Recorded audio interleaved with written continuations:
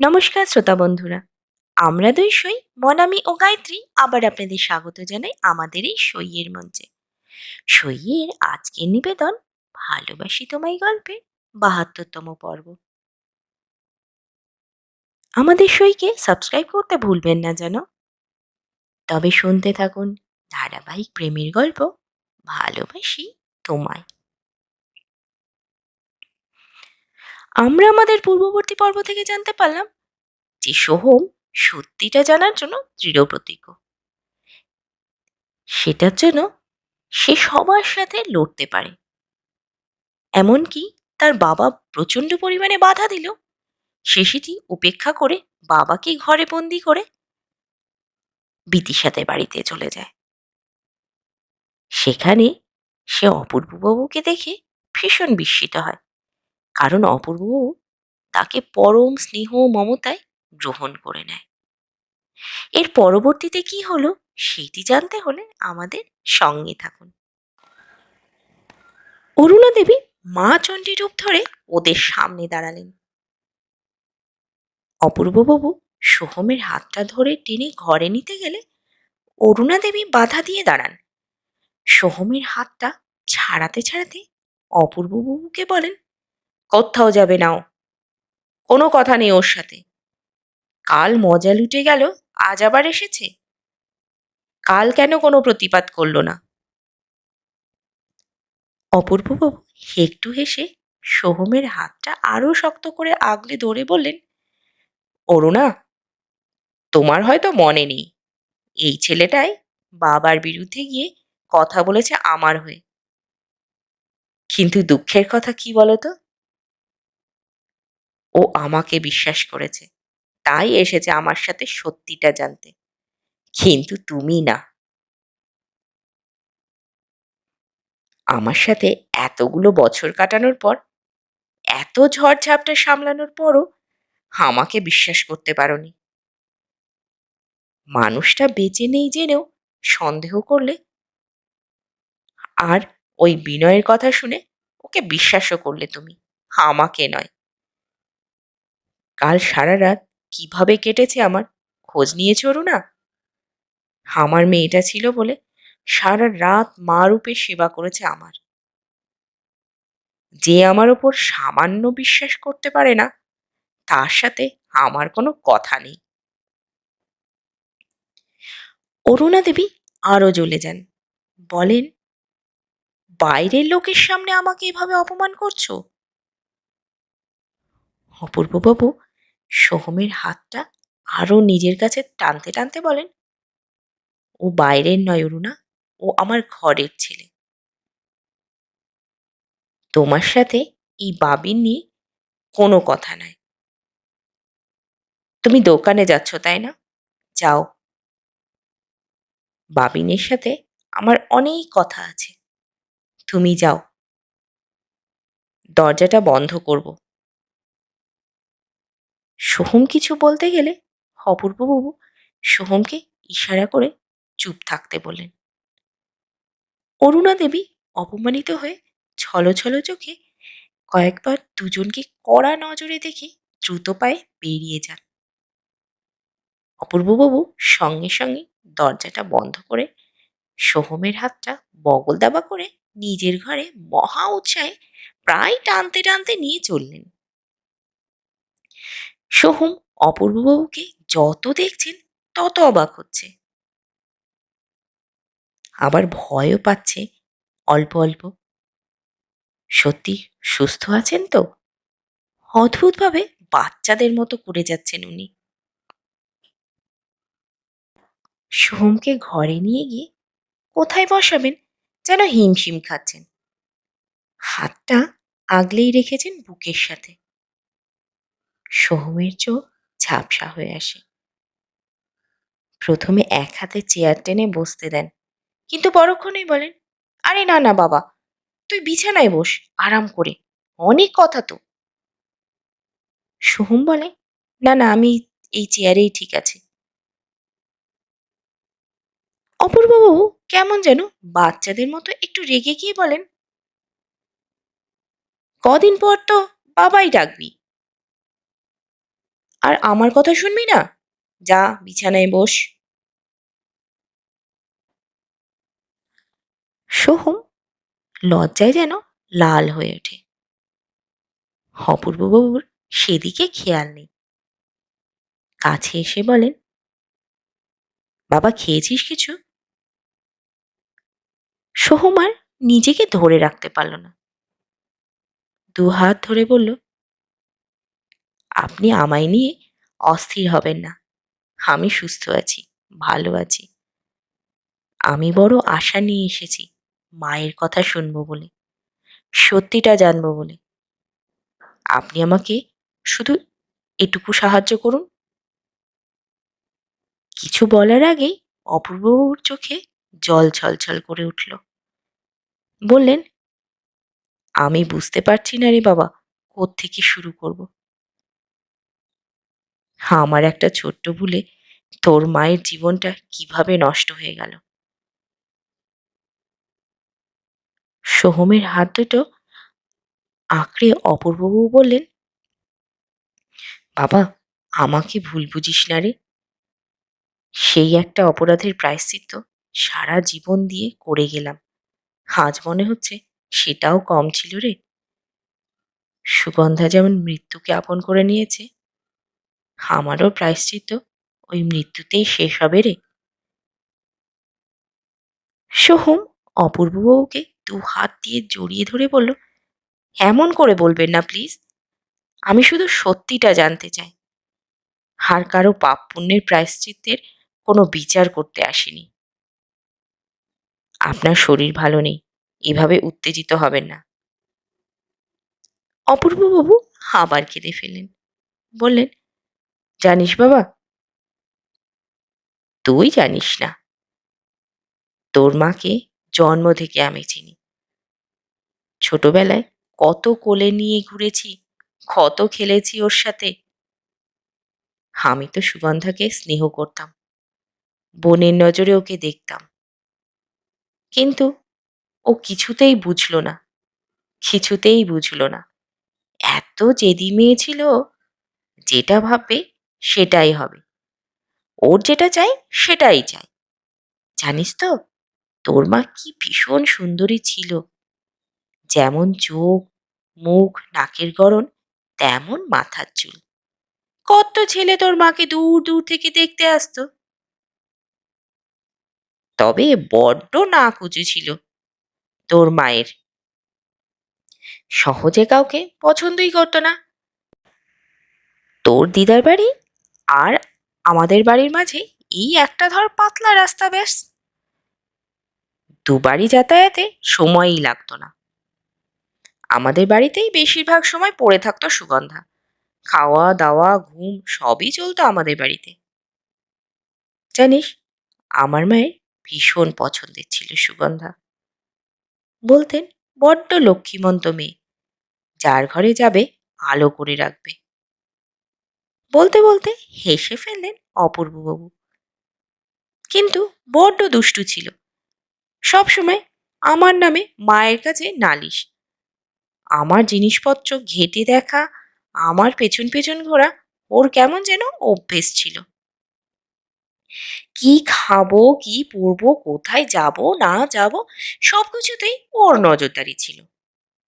মাঝে মাঝে ভীষণ রাগ হতো আমার। এমনও দিন গেছে যে তোর মা আমার হাতে মারও খেয়েছে। আমি তো ওকে ছোটই ভাবতাম, কিন্তু চোখের সামনে মেয়েটা কবে বড় হয়ে গেল কখনো বুঝতেই পারলাম না। সোহম এতক্ষণ চুপ করে শুনছিল সব। অপূর্ববাবু থামলে সোহম জিজ্ঞেস করলো, আপনারা কি দুজন দুজনকে ভালোবাসতেন? অপূর্ববাবু সোহমের কথা শুনে একটু চমকে উঠলেন যেন। পরক্ষণেই হেসে বলেন, সে তো ছিলই রে, তবে একপাক্ষিক। বিদিশার মা, অরুণা আর তোর মা, এরা দুজনে একই স্কুলে একই ক্লাসে পড়তো। আমি অরুণাকে ভালোবাসতাম। অনুরার মধ্যে আমার মেয়ে বিদিশার মতো একটা বাচ্চামো ছিল, একটা সরল ভাব ছিল। আর ছিল একটা সুন্দর মন। আমি কেমন করে যেন অরুণার প্রেমে পড়ে গেলাম। অরুণার পরিবার অত সচ্ছল ছিল না আমাদের মতো। ওর বাবার কয়েক বিঘা জমি ছিল, সেটাই চাষবাস করে কোনো রকমে ওদের চলতো। যতদিন সুগন্ধা জানতো না, বুঝতে পারেনি, ততদিন কোনো সমস্যাই ছিল না। গলায় গলায় দুই বান্ধবীর বন্ধুত্ব ছিল। নিয়মিত যাতায়াত ছিল অরুণা আর সুগন্ধা দুজনের বাড়িতেই। মাঝে মাঝে আমাদের বাড়িতেও নিয়ে আসতো। আমার মা অরুণা আর সুগন্ধা একসাথে কত গল্প করেছে জানিস তো। এই বাড়ি ও বাড়ি করতে করতেই তো অরুণাকে ভালো লেগে যায় আমার। অপূর্ববাবুর চোখে অতীতের সুন্দর স্মৃতি যেন উজ্জ্বল হয়ে উঠছে।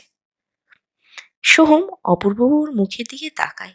এক অদ্ভুত উজ্জ্বল লাজুক আভা যেন স্মৃতি বিজড়িত মুখে দেখা যাচ্ছে। স্মিত হেসে সোহম মুখ নামায়। অপূর্ববাবু বলে চলেন, সুগন্ধার আড়ালে শুরু হয়েছিল আমাদের প্রেম। ওকে জানায়নি, কারণ আমার ভয় ছিল ও বাবা মাকে নালিশ করে সব কিছু নষ্ট করে দেবে। কিন্তু ঘটনা ঘটল অন্যখানে। একদিন হঠাৎ আমবাগানে আমাকে আর অরুণাকে গল্প করতে দেখে ফেলে সুগন্ধা। সেই মুহূর্তে কিছু না বলেও বাড়ি ফিরে ভাঙচুর শুরু করে। কেউ থামাতে পারেনি। শেষে আমি যেতে হাজারো প্রশ্ন, প্রশ্নের পর প্রশ্ন। শুরু হলো চাপাচাপি, জেদ। একটা সময় বিরক্ত হয়েই বলেই ফেললাম অরুণা আর আমার সম্পর্কের কথা। ব্যাস, জীবন এমনভাবে ঘুরে গেল ভাবার বাইরে। সোহম কিছুক্ষণ চুপ করে রইল, তারপর জিজ্ঞেস করলো, এরপর কি হলো? অপূর্ববাবুর মাথা নিচু হয়ে আসে, দীর্ঘ শ্বাস ফেলে বলেন, এরপর যা করেছি তার প্রায়শ্চিত্ত আজও করছি রে। কথাগুলো বলতে বলতে অপূর্ববাবু উঠে দাঁড়ান, বলেন, একটু চা করি, কি বলিস? বানাই, দাঁড়া। সোহম অপূর্ববাবুর হাতটা ধরে বলেন, না না, আপনি গল্প করুন, আমি শুনব। অপূর্ববাবু বাধ্য ছেলের মতো বসে আবার গল্প শুরু করলেন। অপূর্ববাবু আর অনন্যা দেবীর প্রেমের কথা সুগন্ধার কানে যেতেই সুগন্ধা ছলে বলে কৌশলে আমাদের দুজনের মাঝে চির ধরানোর জন্য কৌশলের পর কৌশল শুরু করে। কিভাবে বুদ্ধি খাটিয়ে অরুণাকে সর্বপ্রথমে আমাদের বাড়ি আসা বন্ধ করায়, সেটা সে ভীষণ ভালোভাবে কাজটা করে। মায়ের কাছে এটা ওটা বলে ওর প্রতি মায়ের দৃষ্টিভঙ্গি পরিবর্তন করে, যাতে অরুণাকে কেউ আমার সাথে বিয়ে দিতে রাজি না হয়। এমনকি অরুণার বাড়ি গিয়েও আমার নামে অযথা কুকথা রটিয়ে এসেছিল। জানিস তো, ও নিজেকে আমার বাড়ির সব কিছুর সাথে এমনভাবে মেশাতে থাকে যাতে ওকে ছাড়া কাউকে আমার স্ত্রী হিসেবে না দেখে কেউ। শুধু আমাদের বাড়ি নয়, সুগন্ধা তার নিজের বাড়িতেও নাওয়া খাওয়া ছেড়ে বাবা মাকে মানায় আমার সাথে বিয়ে দেওয়ার জন্য। কি যে বলি তোকে, সে যে কি অত্যাচার বলে বোঝাতে পারবো না। কত বুঝিয়েছি, আমার সামনে হা হা করে সব ঠিক করে নেব বলে দিত, কিন্তু তারপরেই আবার জেকে সেই। অপূর্ববাবু যেন হাঁপিয়ে উঠলেন গল্প করতে করতে। একটা দীর্ঘশ্বাস ফেলে মাথা নিচু করে চুপ করে রইলেন। মায়ের গল্প শুনতে শুনতে সোহমের ঠোঁটের কোণায় হাসি খেলে গেল। সোহম অবাক হয়ে ভাবতে থাকে, কত দোষী আর বুদ্ধিমতী ছিলেন। মা যে সবাইকে নিজের আয়ত্তে আনেন শুধু নিজের ভালোবাসাকে পাওয়ার জন্য, নিজের কথা মানানোর জন্য না জানি কি কি করেছেন। অপূর্ববাবু আবার নিয়ে চলে গেলেন গল্পের ধারা। বলেন, সুগন্ধার বিয়ের প্রস্তাব আমাদের বাড়িতে এলে সবাই ভীষণ খুশি হয়, কিন্তু আমি বিনম্রতার সাথে না করি সুগন্ধাকে। এতে সুগন্ধা যেন পুরো দুনিয়াটাই উল্টে পাল্টে যায়, এতটা খারাপ পায় যে নিজেকে ঘরবন্দি করে। তারপর আমি যখন ওকে বোঝাই যে ওর প্রতি আমার দৃষ্টিভঙ্গি আলাদা, আমি অরুণাকে ছাড়া কাউকেই পারবো না বিয়ে করতে, সুগন্ধা গলায় দড়ি দিয়ে আত্মহত্যা চেষ্টা করে। এই ঘটনা এতটাই প্রভাব ফেলে যে দুই বাড়ির লোক যেন নড়ে চড়ে বসে। আমাকেই সবাই ভীষণভাবে চাপ দিতে থাকে। আমার বাবা ভয় দেখাতে থাকেন যে এ বিয়ে না হলে বাবা আমাকে ত্যায্য পুত্র করবেন। বাড়ির চাপে, পারিপার্শ্বিক চাপে আমি চুপ করে থাকি, আর সেটাকে সম্মতি ধরেই ঠিক হয় আশীর্বাদের দিনক্ষণ। আর আমি নিজের প্রেম বাঁচাতে গিয়ে সেই ভুলটাই করে বসি, যার কোনো প্রায়শ্চিত্তই নেই। গল্পের ধারা স্বাভাবিক গতিতে পূর্ণ স্রোতে গড়িয়ে চলে। সোহমের মানস চোখে কল্পনা করে মাকে, অনুভব করে তার সাহসকে, তার জেদ, তার বাচ্চা মুখে। সবই ঠিকঠাক ছিল, কিন্তু বিনয় আর অপূর্ববাবুর সাক্ষাতে সোহম নড়ে চড়ে বসে। সোহমের মনের আকাশে কালো মেঘ যেন ঘনিয়ে আসে। সোহম অস্থির হয়ে ওঠে, মনের মধ্যে ভয় যেন জাঁকিয়ে বসেছে। স্ফীত চোখে অপূর্ববাবুর কথা শুনতে শুনতে সোহমের চোখ যেন ছোট হয়ে আসছে। কিন্তু বিনয়বাবু আর সুগন্ধার অর্ধনগ্ন দৃশ্য সোহমকে পাগল করে দেয়। সোহম চিৎকার করে উঠে বলে, আপনি থামুন, আমি আর কিছু শুনতে চাই না। মাথার চুলগুলো টেনে ধরে আর্তনাদ করে মা মা বলে টুকরে কেঁদে ওঠে সোহম। বিয়ের নামে এমন প্রহসন হয়, ধর্মের নামে এমন খেলা হয়, এ কি ধরনের নোংরামো? যেখানে একটি সহজ সরল মেয়েকে, তার সম্মানকে সবার সামনে টেনে কালিমালিপ্ত করে যুদ্ধে জয় ঘোষণা করে শুধুমাত্র মেয়েটাকে পাওয়ার জন্য। এসব কি, এসব কি নোংরামো? সোহমের নিজেকে দেখে ঘৃণা হতে থাকে। এই ভালোবাসার ফসল কি ও? গা গুলিয়ে ওঠে। বাবা নামের ওপর ঘৃণা হতে থাকে। যেই মানুষটাকে ঘরের মধ্যে আটকে রেখে এসেছে, মনে হচ্ছে তার গলা টিপে ধরে এখনই তার প্রাণবায়ু বের করে দিক। আর এখানে থাকার ইচ্ছা সোহমের হয় না। বাড়ি গিয়ে সব হিসেব হবে আজ। সোহম দ্রুত উঠে চলে যেতে গিয়েও দাঁড়িয়ে পড়ল অপূর্ববাবুর সামনে এসে। চোখে চোখ রেখে বলল, আর কারো জানি না, কিন্তু আপনাকে কেন জানি না ভীষণ বিশ্বাস করতে ইচ্ছে হয়েছিল। কিন্তু আপনি যে এমন বেরোবেন আমি ভাবতেই পারছি না। নিজের সুখের জন্য আমার মাকে বলে দিলেন, পারলেন আপনি? অপূর্ববাবুর চোখ বুঝে যায়, মাথা নিচু হয়ে আসে। যেতে যেতে সোহম বলল, বড্ড ঘৃণা হচ্ছে আজ নিজের উপর। ছি!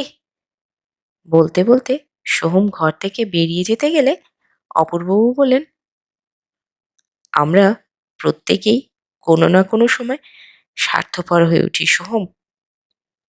আমরা না চাইলে পরিস্থিতি আমাদের দিয়ে করিয়ে নেয়। আমার ওই একটা ভুলের প্রায়শ্চিত্ত আমি আজও করে যাচ্ছি। মৃত্যুতে আমার মুক্তি পাবেন। তবে চলে যাস না, আমার গল্প শুরুই হয়নি এখনো। সোহম হিংস্রভাবে অপূর্ববাবুর কাছে এসে বলে, বলতে পারেন আর কি কথা থাকতে পারে?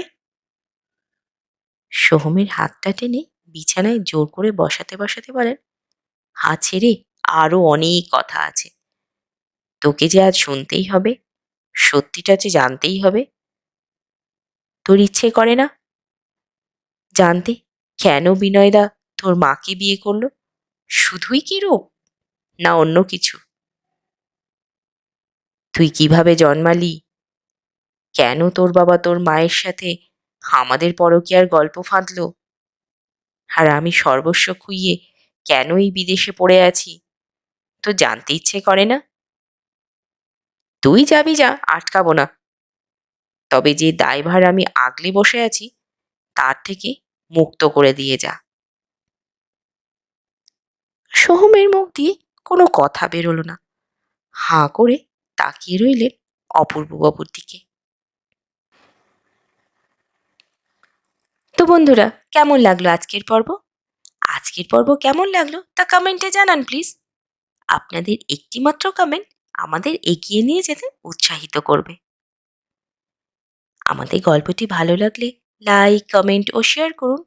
আর হ্যাঁ, সইকে সাবস্ক্রাইব করতে ভুলবেন না যেন। আজ এই পর্যন্তই। পরবর্তী পর্বে আবার দেখা হবে। ধন্যবাদ। ভালো থাকবেন।